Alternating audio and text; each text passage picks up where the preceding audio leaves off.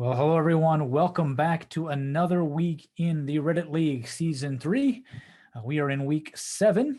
I am Zotomo, and I'm joined as always by my co-host Calamity. How are you? Hello, I'm doing good. Lots of interesting things to talk about this week. Yeah, things are really starting to heat up as we get towards the end of the regular season, at least. And our special guest is the winner of Formula G, Closed247.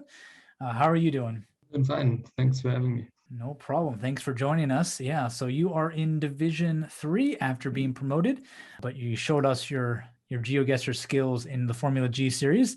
So definitely looking to see how things shape up for you here in the Reddit League. So let's just dive right into this as we get into Division 1. So yeah, in Asia, and talk about the weeks of ties, Calamity. Yeah, we've had lots and lots of draws, with one person being the clear winner of the week in Mr. Blue, who picks up 4 points for not only getting a perfect score, but also being the only one who's more than 100 points ahead of his opponent. And for the unfortunate loser, Magyaran, it wasn't just one round that was his undoing, though. He didn't have a single ace, and sort of the lost points kept piling on until eventually they crossed the 100-point mark. But interestingly, even with a seed like this, the people who picked up a bonus point for being in the top half were, with the exception of Radu, all people who were in the upper half of the table.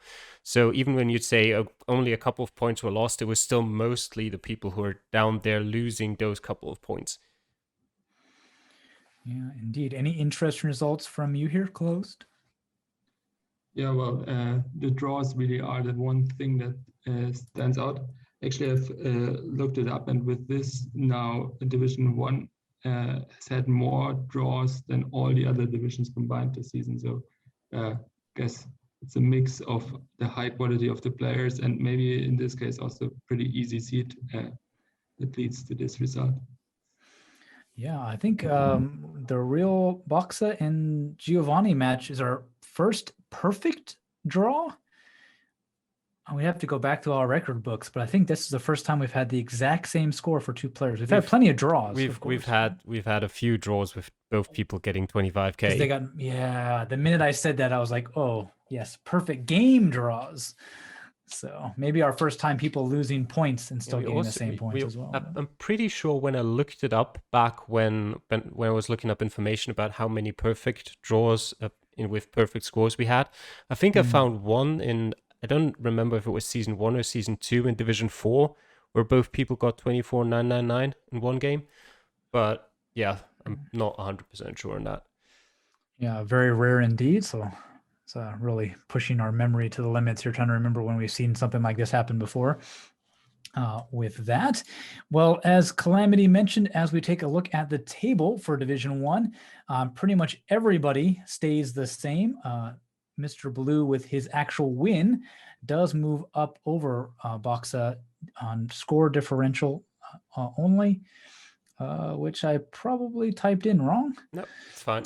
And then Simi and Radu also swapping places towards the bottom of the table. Other than that, nobody really moving, and that gap getting wider.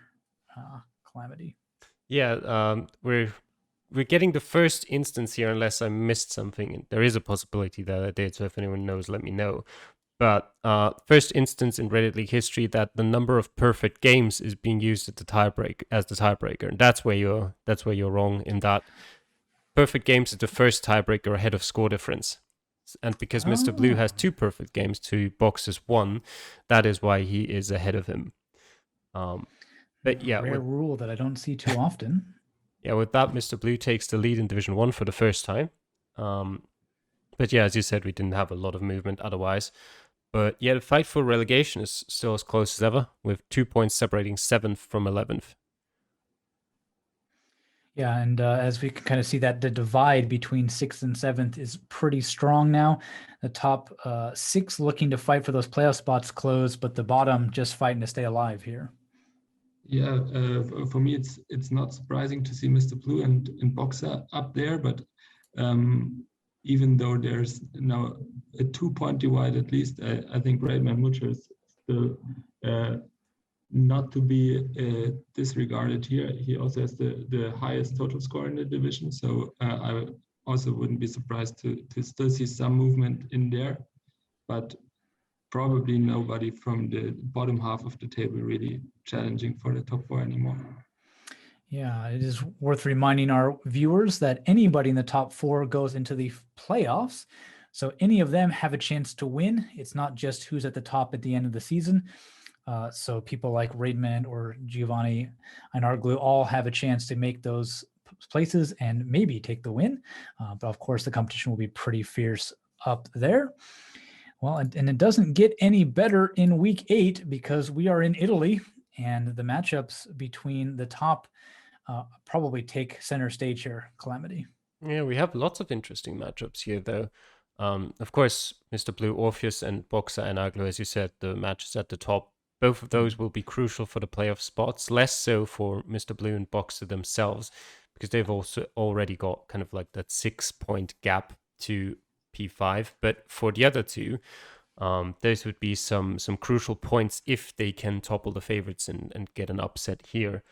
But also, Equinox against Simi and Kevin against Schludi are both matches between neighbors on the table, tough battles to grab one of sort of the 2 available spots outside of the relegation zone that aren't out of reach for the bottom half.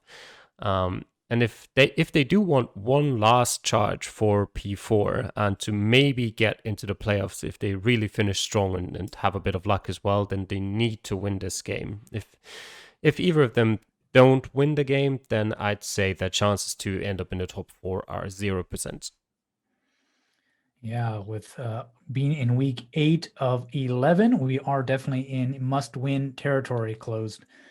Yeah, definitely, and I would also highlight that for Macaron, this might be especially true because with Equinox and Simi playing against each other, at least one of them will score points, and then 10th place might get really far away from Macaron if he doesn't score himself against Redman Mucha.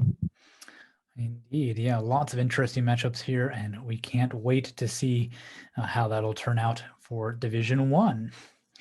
Well, turning to Division 2, we also have another storyline happening this week, Calamity, the red card week, as we have a couple of those to talk about. And our first one here, Blockchain Prenup, getting a red card in his matchup against Seppo. Yeah, obviously we'll have to talk about that, but I want to talk about that in more detail when we're actually looking at the table, because it's more relevant there. For this week, it just means Seppo got away with a pretty low score in Asia. But yeah, apart from that, as if Radux hadn't been unlucky enough this season with his 2 7th place losses, this week he gets the questionable honor of the closest loss of the week at just 107 points, separating him and Ice. And after the top score in Cambodia as well as now in Asia, I cement my position as an Asia specialist. Yeah, Tol Impala was very unhappy about his score as well, but at least he picks up a bonus point for it. Probably not what he had hoped for going into the week, but it's at least something. And Guelo gets himself a bit of room to breathe as well with an upset win over Verdok. Yeah, quite interesting. Anything that stands out to you here, Closed? Yeah, I think it was quite interesting to see this really Japan heavy seed, and it seems some players were expecting that more than others. So first of all, Calamity, obviously, but also Ice getting a really important win there to score 4th place. So too bad for Radux here to lose by basically 7 points. But it seemed that really how prepared they were for Japan might have been the main difference. Yeah, they got lucky, and as we'll hear, I didn't. As we get down into that. But yeah, probably really surprising. Ice and Radux definitely know Japan quite well, and so it's a little bit surprising. Didn't end up as a draw, given that they're both pretty well versed in the country, and it was a Japan heavy seed for them there. What it all means for the table is pretty much no movement except for Ice getting a little bit of a bump and Calamity also going up from 2nd to 1st. So congrats, you top Division 2 table after 7 weeks. I actually went up from 3rd to 1st, but Evo A. But yeah, because Blockchain wasn't having the best of seasons anyway, not too much in the table has changed with his disqualification. The most important thing, obviously, there is that my week 1 loss in Uruguay is now null and void, which puts me in first place for the first time in my Reddit League history. Actually, I've never been in first place in a division. It also means that, as we'll see later, I'm now the only player in Reddit League who's won every game this season, which will probably be a short-lived experience after Italy, but Evo A, for now, that's the case. The only other change, apart from the score difference being all over the place now, is that Verdok picked up an extra bonus point for week 1 in Uruguay as well. But yeah, Ice jumps up 2 places as well, actually. So I don't know, you just mess those arrows up. But yeah. As long as he jumped up 2 spots, that's still a single arrow. Okay. So that's fine then. Yeah, double arrows are for movements over 3 places. Yeah, and the gap in the middle has also virtually disappeared now, which puts the Basement and Tesk Attack into a more dangerous position, especially considering 2 out of the 4 players that still get a free win against Blockchain are Guela Wizard and Radox behind them, with the other 2 being Chicago and Tolimpala. Yeah, Close, the gap is narrowing down, and the field is just as tight as ever. For that, anything stand out to you here in the Division 2 table? Yeah, I think as Calamity mentioned, it now makes a difference who has played blockchain prenup already and who hasn't. So basically the table has to be taken with a grain of salt. And I would see, especially, for example, Seppo, who now picked up his free win, so to say, in a bit of danger there of later losing out to the other players who get their free win later on. Yeah, definitely. Indeed. Yeah, Radox has been getting lucky so far in the seasons, managing to be in the relegation playoff spots. But at least this week, he is stuck in the automatic relegation spot. So he'll be looking to climb out of that coming up in Italy. So we'll take a look at those matchups and how that will fare for them. It is Chicago who gets his bye week against what would have been Blockchain this week in Italy. And he's probably kind of happy about that. Closed.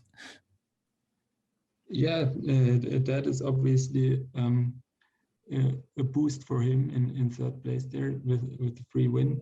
But also the 1st and 2nd are playing against each other, so we might be seeing the gap to 4th widen a bit there if Calamity, as he says himself, really it doesn't continue his streak, then we'll have 3 players at 21 points after this, and yeah, Ice will have to try and catch up.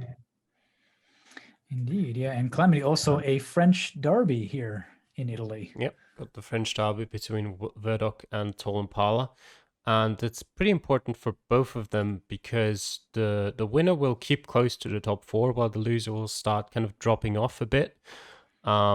And Tolimpala especially could use a good result here, as he only picked up 1 point in his last 2 games. And Radox against the Basement could be pretty exciting as well. Both claim to be relatively confident about Italy, and yeah, both certainly need the points. And talking about needing points, we've also got Seppo playing against Tesk Attack. They're now only 1 point apart, and the loser of that game is definitely in the relegation playoff zone after week 8. So honestly, all of those people would need the win. And yeah, as I said before, I'd not be surprised at all if I lose against Clyde in Italy. But at the same time, I have no idea how good he is in the country. So until we get the results, I can't say for sure what will happen. Yeah, definitely a lot to play for in Division 2 as well, with given especially towards the top of the table and those fighting for relegation spots. Well, moving on to your division, Closed, and results in week 7, you pulling out a win there against Theos. Yeah, pretty glad to get a win there with Asia. It could have gone quite differently for me if any of my several blind spots like Bangladesh or Thailand there would have been in the seat, but I got a bit lucky also with the distribution of the countries there, and glad I was able to win that one.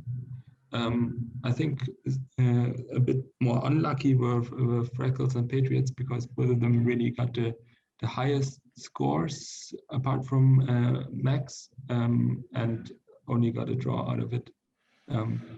So maybe equalizing the good luck for Patriots in Cambodia a bit. Yeah, definitely. Indeed. Yeah, Calamity, another yellow card in this division this week with Slovak goalie missing out against Benica. So he picks up a win there. Yeah, with the yellow card for Slovak goalie. Benica with his score probably would have won either way. But for Slovak goalie, that's obviously not ideal considering the position he's in the table. But we sort of see again here a relatively easy seed leading to a few more very close results, similar to Division 1, although not quite as extreme. Because Freckles and Patriots was the only draw. Could have had a couple more if we had different matchups, but it's not what happened. And yeah, Hugo unfortunately gets yet another loss. I think this time he was 8th in terms of score-wise, so he doesn't get any bonus points for this either. And we'll see shortly in the table how that's not ideal for him. But we also didn't really see any upsets in a sense. So yeah, not a lot of movement in the table and not a lot of surprises. Yeah, indeed. So let's jump over to that table to see how things shake out. So not a whole lot moves at the top. Freckles and Patriots getting a draw keeps them in the top 4. Shumi Obloza and Close, you in 3rd place, don't move either. Benica, with his fortunate win against a non-playing Slovak goalie, does move up into 6th place. And Redact also moves up into 9th, but still in the relegation battle. Yeah, Close sitting 3rd, not bad. Yeah, I tried to stay with Shumi and Patriots there.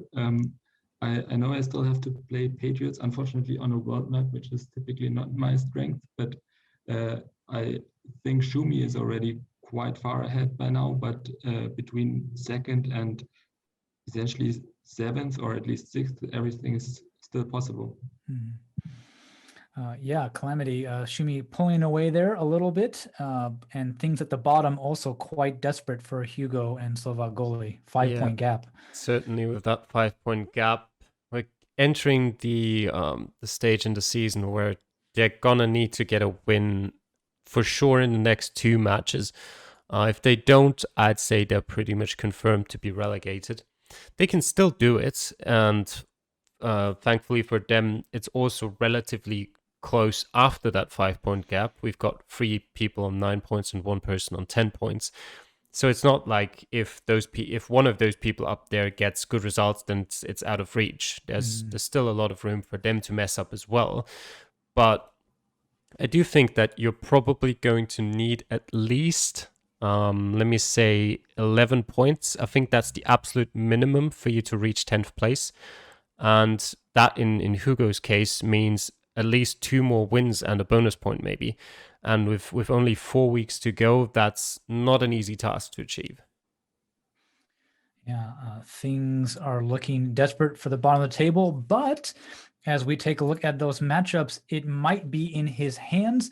Hugo Alvaro up against Slovak goalie, so a battle in the relegation spots could definitely be important for them. Closed, you facing off against Skydiving Ferret, so quite a gap between you two as well.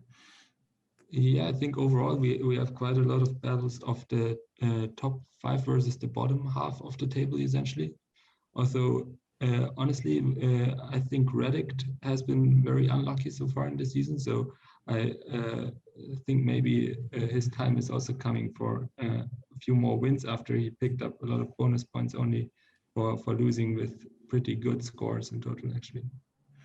Yeah, Clement, anything from you here on these matchups? Yeah, as Close said, it's actually entirely top against bottom, apart from Hugo and Slovak goalie, and the whole season really comes down to this game for the 2 of them. If you lose this, I don't think you've got a chance of staying in the division anymore. So they'll both have to give it their best in Italy. Don't know who that favors more. I don't think it favors either of them particularly much. We've also got our first of 4 Italians in Reddit League in this division with Freckles. So even without his already higher position in the table, you'd have to favor him quite heavily against Benica. But yeah, apart from that, as I said, lots of top versus bottom. I don't think Patriots Fierce and Shumi Veloso Omkar really lend themselves to upsets here. I'd be surprised if one happens. Although I can't remember, what was it for Patriots where he did bad? I think it was Belgium where he did relatively poorly. So maybe if he struggled in European countries generally, there might be something in it for Fierce. But yeah, apart from that, Ferret Closed could be interesting. But just table-wise, probably a difficult match for Ferret either way. Yeah, Benica a bit lucky with a easy win last week, and he'll have to pay for that by having to face Freckles on his home turf this week if he wants to continue his good run of form after picking up a few points and moving up the table. Well, let's take a look then at Division 4A.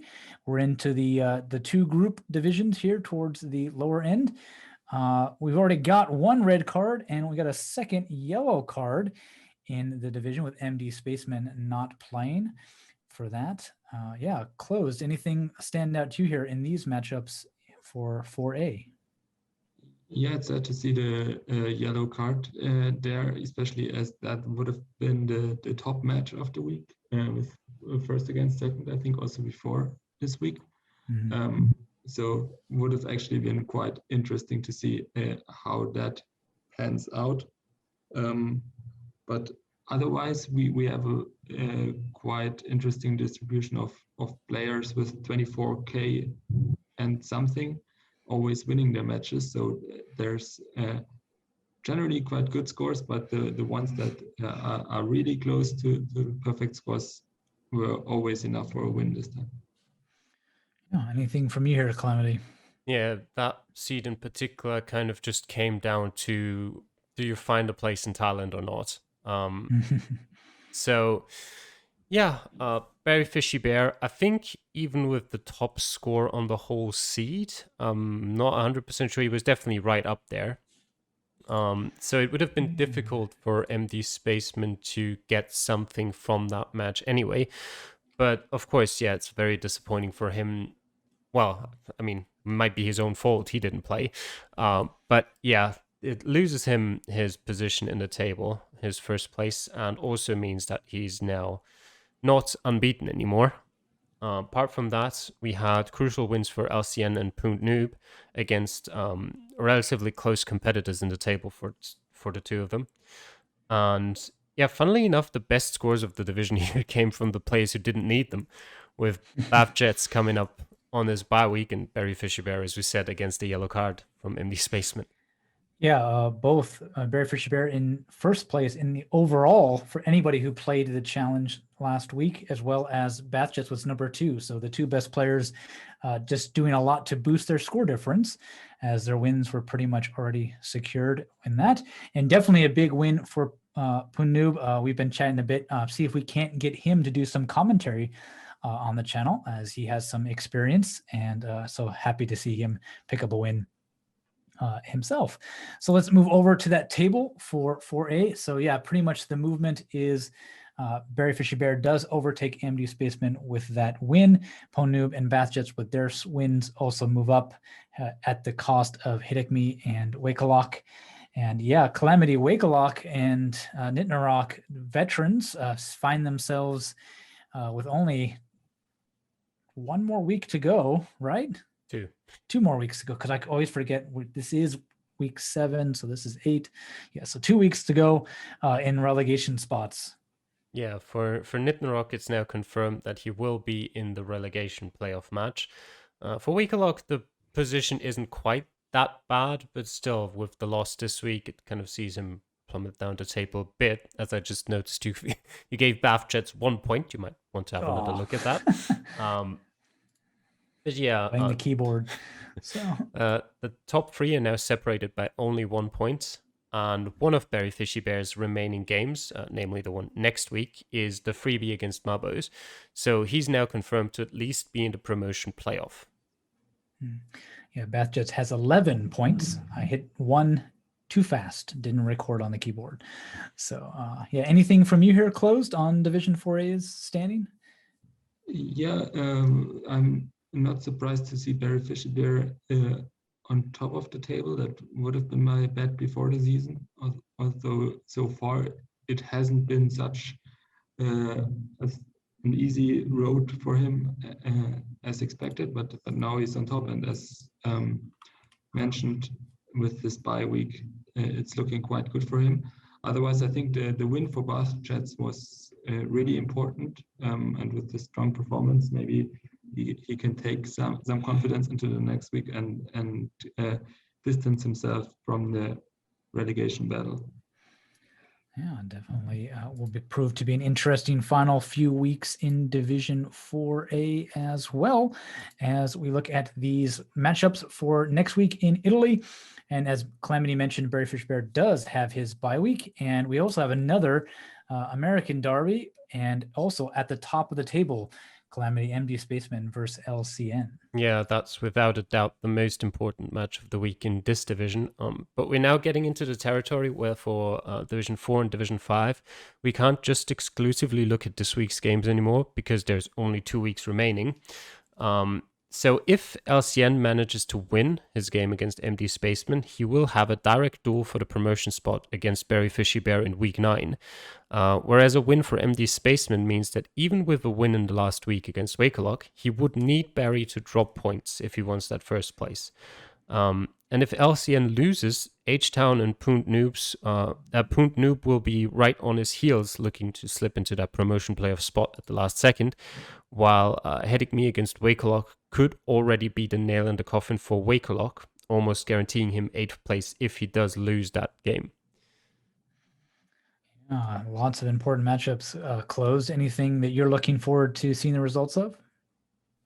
Yeah, I agree that Headache Me versus Wakerlock is definitely a deciding factor for the relegation fight, and also in the promotion.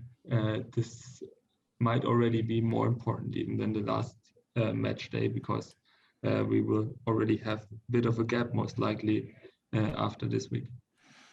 Yeah, very interesting indeed. As we take a look at the results for the other half of Division 4, Division 4B, and I'll say it, I got the win against Steal This Nick, so that was quite nice. Calamity? Yep, so Zotomo decided there wasn't enough excitement in Division 4B and decided to do something about it. Yeah, we had great performances from the 4 top promotion candidates otherwise, which now don't include Pork Steaks anymore with his loss against Nakiro. Steal This Nick, as far as I'm aware, I'm pretty sure he picks up at least a bonus point either way for his result. So it's not too big of an issue for him, but it does slip him down into 2nd place. And the draw between Edward and Neusel doesn't really help either of them too much. And yeah, they both kind of need to do something else in the next 2 weeks then to avoid those relegation playoff spots. Yeah, anything interesting from you here, Closed?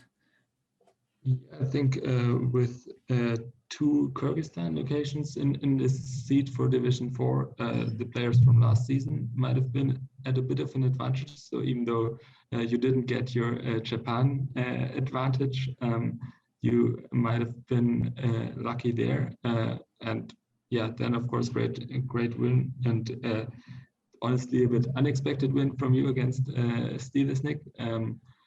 But also Deep Thought might have taken that bonus of having experience with Kyrgyzstan from last season. Yeah, I think Calamity mentioned it in Division 4A, but it was pretty much down to the Thailand round where you were in the middle of nowhere and you might have been able to find a town name or so, which is what most people got if they actually got any decent points in that round. And that's all I got. And still, this Nick messaged me and said he didn't find anything, and got a little bit unlucky to guess just a little bit too far away. So I pulled out. But I do think, as we'll take a look at this table, I did more good for everybody else other than myself with that win. Polyboss, Nakiro, and Deep Thought all definitely more happy about it maybe than even I am, given that it means that Steal This Nick doesn't run away with this one, Calamity.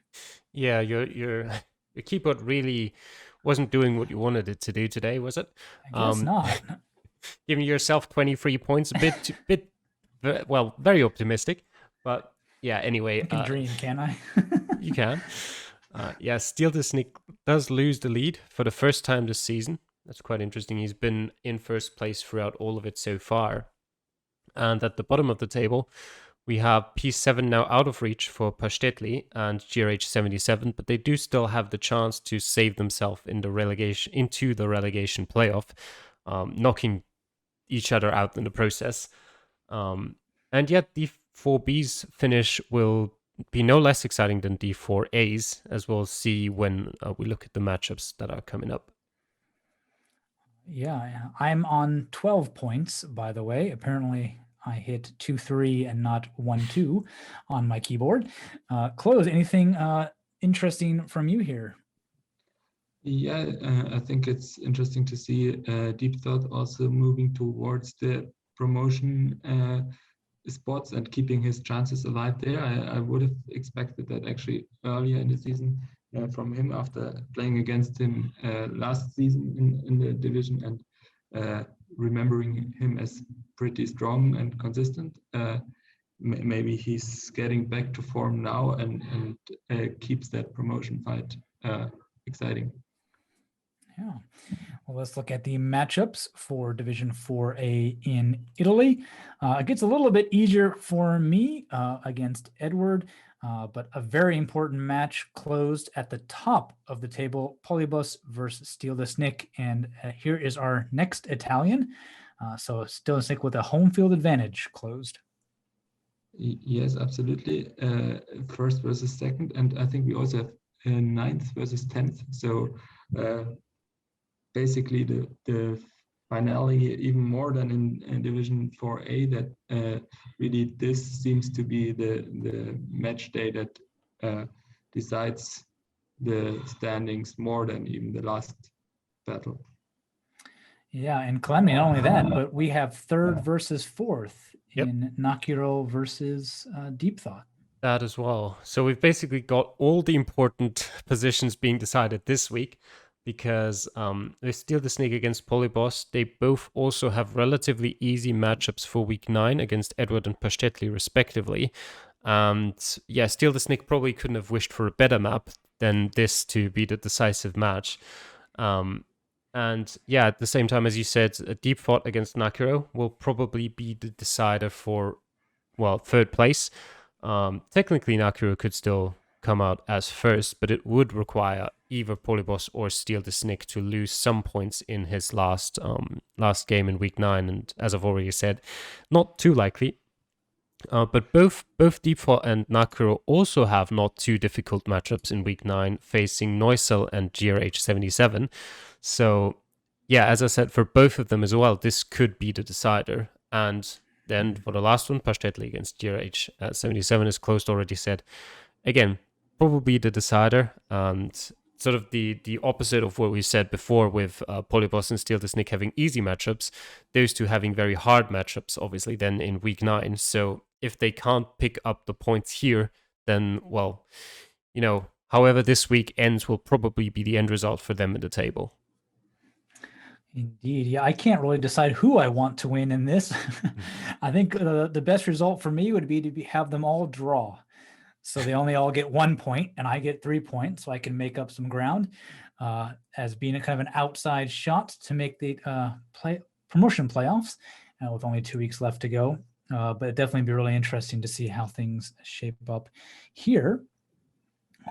So let's jump over then to our final division, Division 5A, and their matchups. And yeah, Calamity, that One World Girl losing out to Diffs here. Probably a very interesting result, to say the least. Yeah, it was a very important win for Divs as well, missing out on his first top score of the division by just 1 point to Diesel, which I found quite funny. And yeah, for Diesel himself as well, he won a difficult match against Zenit, who put up a pretty good score. And Marcus Fenn's win against Laban Greb also really mixes up the table, as we'll see in a bit. Yeah, and probably the other noteworthy thing here closed is we had our second red card of the week. TDYS dropping out after 2 weeks in a row not playing. Yeah, I think Jay Lyons probably didn't even need that with this pretty good score. But of course, that mixes up things as well. I'm not sure who is left to play against TDYS, but that will, of course, then also influence the remaining matches. Other than that, I was a bit surprised to see that one weird girl lose, but I might be biased because I think my only loss last season was against her on the world map. So I expected her to do strongly there, and well, she didn't. Yeah, so definitely Jay Lyons getting a little bit of a boost to his score differential, but a pretty good score, pretty much meaning his win was secured. Things just keep getting worse for NNZ, who was pretty much relegated to the relegation spot last week, but definitely cements that place after the loss to Hexalt here. And as we take a look at what this means for the table, yeah, definitely got a whole lot closer, Calamity, with TDYS dropping out here. Yeah, the red card changes that we see to the table are that there's 3 more, well, inconsequential points for NNZ, who, well, is now on 3 points instead of 0, but doesn't actually matter for him in the table. We also got 2 more points for Zenit and 1 extra bonus point for that one weird girl. Yeah, Laban Greb with his loss drops from 3rd to 7th, which is, well, quite the change for losing 1 game. Despite being in only 8th currently and having a 3-point gap ahead of him, Diffs actually isn't in that bad of a position. His remaining 2 matches are against NNZ and his freebie against the red card at TDYS. So, and if he can't beat NNZ, he's probably going to go down deservedly. But if he can, he's looking at 15 points, which I'm not sure everyone in front of him can achieve in the next 2 weeks. Diesel isn't in that good of a position either. At least not as good as it looks. He does have a 3-point gap with only 2 games to go, but he does need at least 4 points from his last 2 matches if he wants to be secure in that promotion spot, because he is at a disadvantage in score difference against both Jake Lyons and Hexalt if Hexalt can get a decent score in his free win on Italy. So, by the way, those are the 3 people, the 2 people who have their free wins coming up, Hexalt and Divs. So this is also probably the first scenario we've got where a player goes into a match solely playing for score difference with some incentive behind it as well. Because usually I imagine most people go into the red card matchups kind of like, who cares about the score difference? I don't need to practice much for this. But doing exactly that could really cost him. As you can see in the table, he's about 18,600 points behind Diesel. So if he can get more than that, he puts himself in a better position going forward. Yeah. Not too many perfect games usually in Division 5, but if anybody manages to pick one up, it definitely could change the things other than score differential. But usually that'll be come into play quite a bit if they can get like a 23, 24 in Italy, if they're really lucky, and really make up some of those points there. Well, let's take a look at the matchups in week 8. And as Calamity mentioned, Hexalt is up against what would have been TDYS. It was a bye week for them. The other interesting matchup maybe is our female matchup, a One World Girl versus Zenit. That might prove to be interesting as well, closed. Yeah, it's 5th versus 6th, and they're on the same number of points, but really with the table in this division, it doesn't even make that much of a difference because basically everyone is playing against everyone. So you can also argue every match is really interesting to see because it might shake up the whole table top to bottom. Yeah, definitely. Anything can happen here, Calamity. Yeah, and just to add to that earlier, when you said about the perfect games, normally, yes, I'd agree that, you shouldn't discount those, but with us playing Italy and then Islands, I think the chances of us seeing any perfect games are remarkably low unless we get a really lucky seed. So I think for Division 5, in this case, we can safely discount that possibility. But yeah, as you said, we get our only female matchup, at least as far as I'm aware. There could be some of these people could be female, just without ever telling us.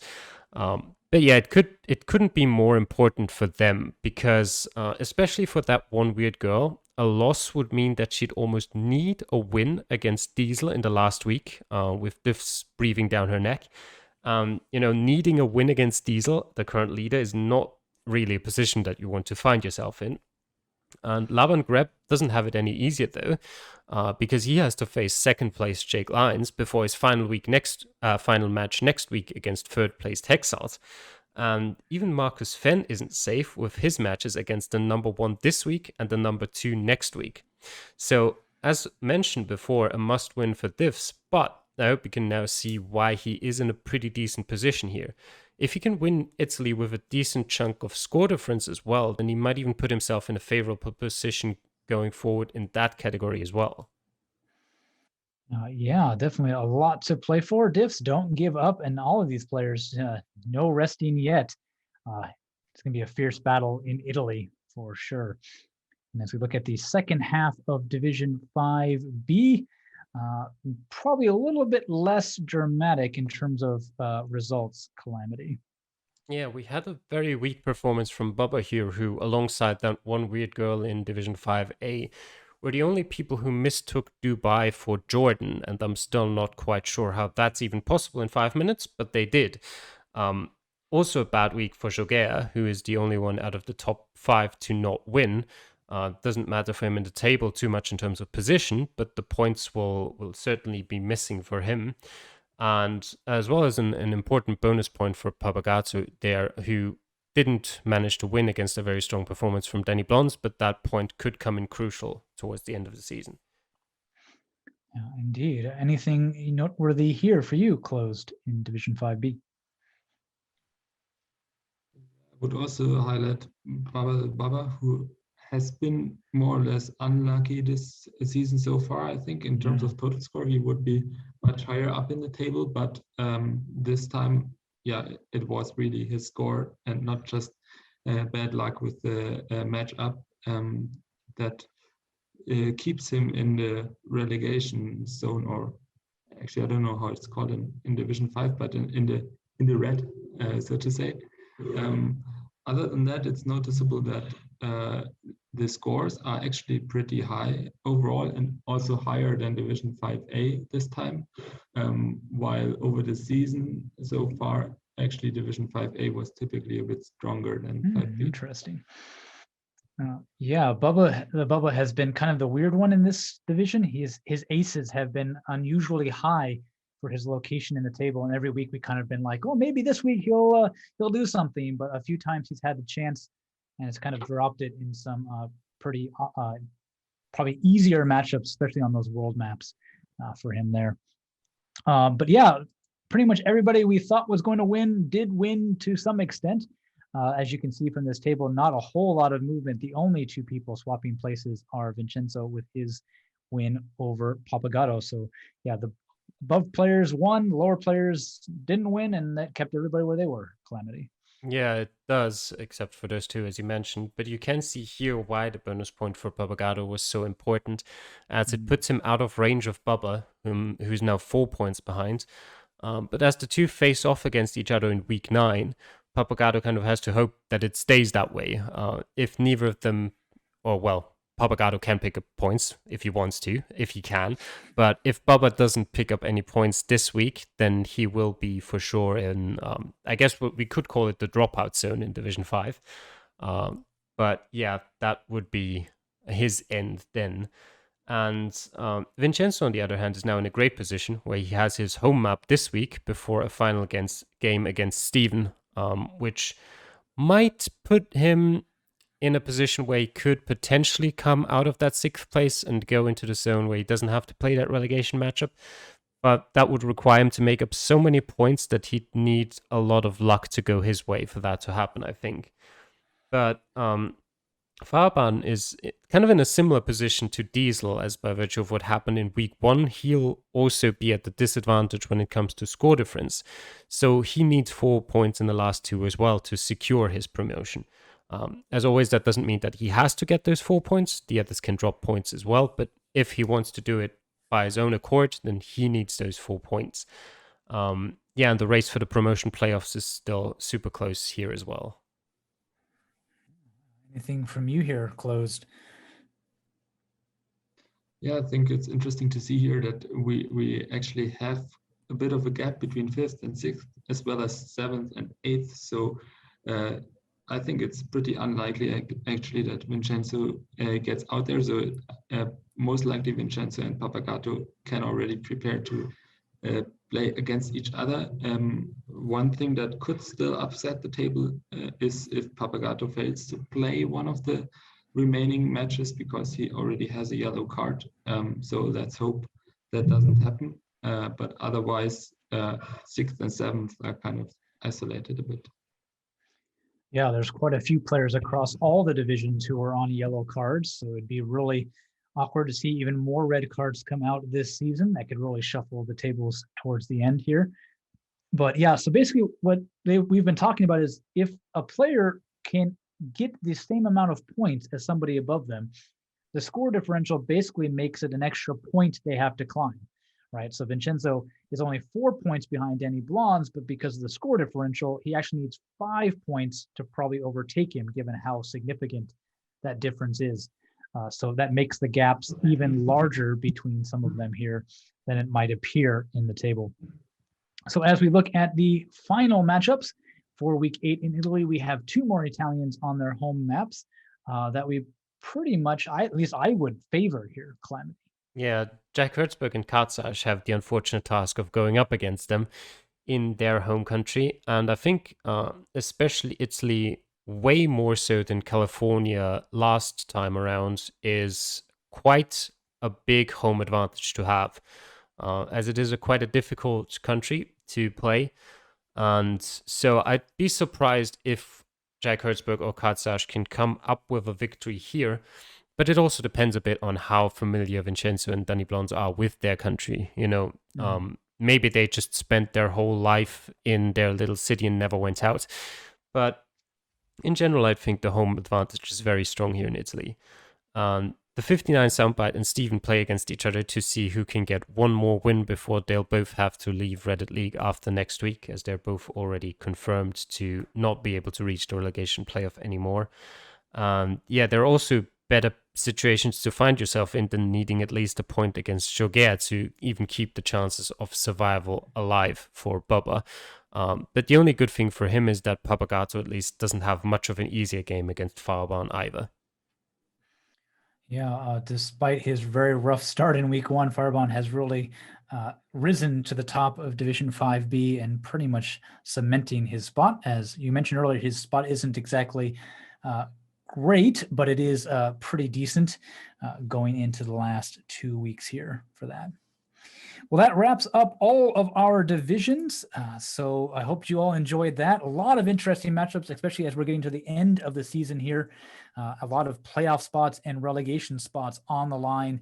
So the players will be trying as hard as ever to get those scores this week in Italy. And boy, Calamity, it does not get easy for them to get those points in Italy this week. I don't know about the rest of you all, but between us at least, Italy is not a favored map to play on, no matter how it's made.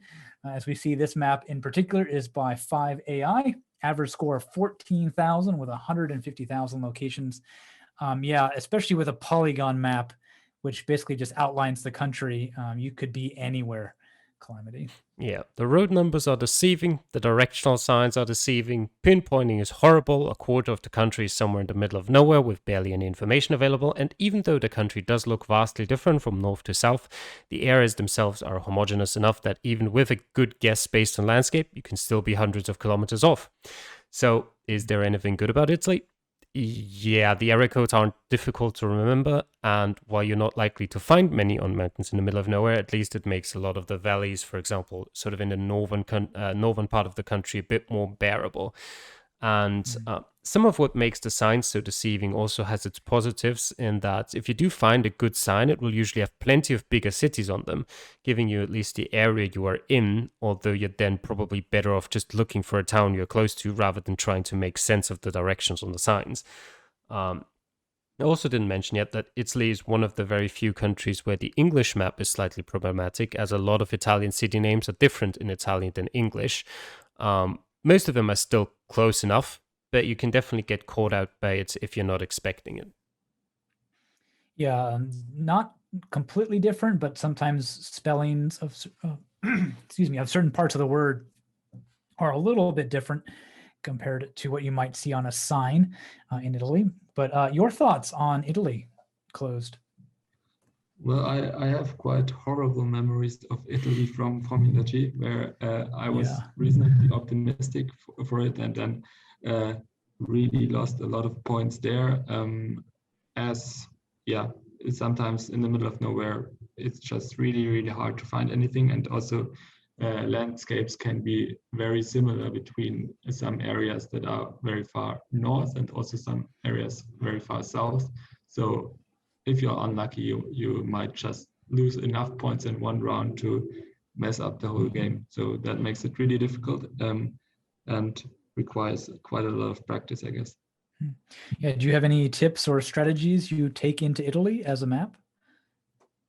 Well, my strategies from last time in Formula G didn't really work. I relied quite a bit on the area codes there, but out in the middle of nowhere, that's really difficult. So honestly, I would be thankful for tips, because I don't have any good ones.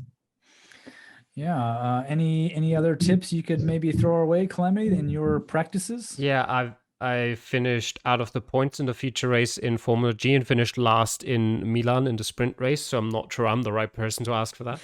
But yeah, what I advise is generally just look at that if you zoom into Italy at sort of a decent level where quite a few cities pop up, make sure that you're familiar with all of those and where they are, because it can save you quite a bit of time.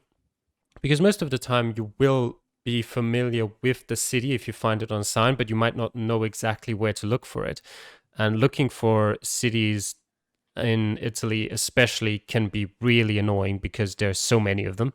So just knowing beforehand, not necessarily even where exactly it is, but just knowing, okay, do I have to look in the north of Italy? Do I have to look like in Sicily or whatever?